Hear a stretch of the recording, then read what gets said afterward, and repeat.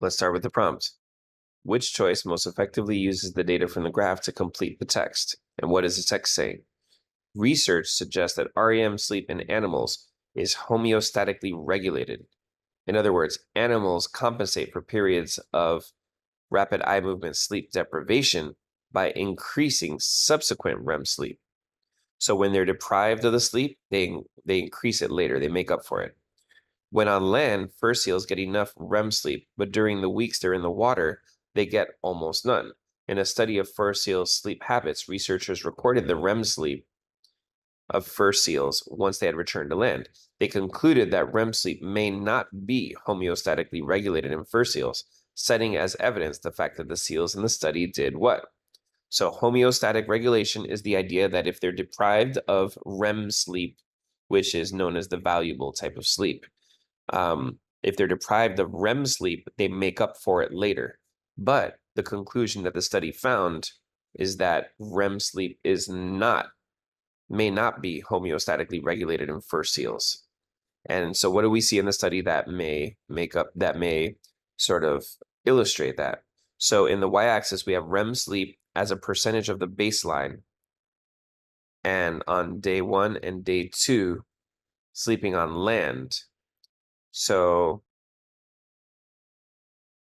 for seal A, it was 160% on day 1 of sleeping on land and almost 160% on day 2. So for seal A, it looks like it is regulated. The seal is getting 160% of what it normally gets in the moment when it was supposed to be making up its sleep from having been in the water and it was just back on land.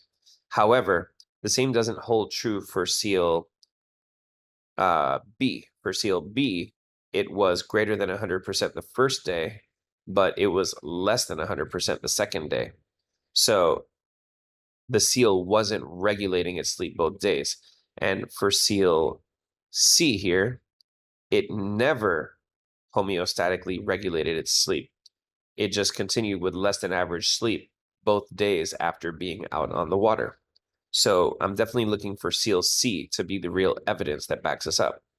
So in the study, A says the seals in the study didn't show significantly less REM sleep during the second day after returning to land than they did during the first day. It's a little bit different from one seal to another, so I'm not going to say they all did the same thing, so I don't like A. B, the seals in the study showed no significant differences from one another. They had huge differences from one another, as we saw when we looked at it ourselves, so we can get rid of B. C, the seals in the study didn't consistently demonstrate a significant increase in REM sleep after the period of deprivation in the water. I like that answer because it says they didn't consistently demonstrate it. In other words, some of them did demonstrate it, but some of them didn't. And that's what we saw when we looked through it. And looking at D now, they showed no significant difference between REM after returning to land and while in the water.